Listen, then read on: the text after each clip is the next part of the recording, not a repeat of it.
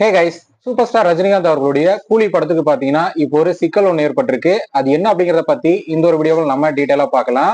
அதுக்கு முன்னாடி நம்ம சேனலை இன்னும் சப்ஸ்கிரைப் பண்ணலாம், சப்ஸ்கிரைப் பண்ணிக்கங்க. வாங்க வீடியோக்குள்ள போகலாம்.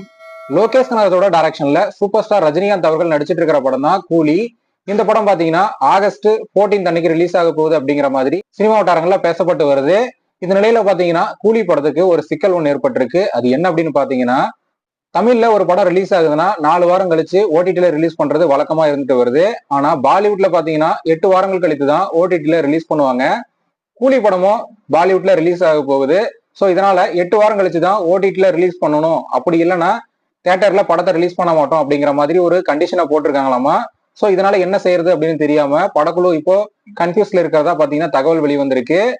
அதனால கூலி படத்தை 8 வாரங்கள் கழித்து ஓடிடில ரிலீஸ் பண்ணிக்கலாமா அப்படிங்கிற ஒரு முடிவுலையும் படக்குழு எடுத்துட்டு வர்றதாவும் சொல்லப்படுது.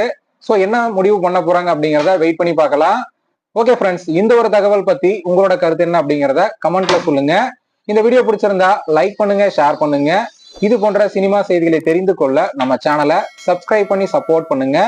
அடுத்த ஒரு வீடியோல பார்க்கலாம்.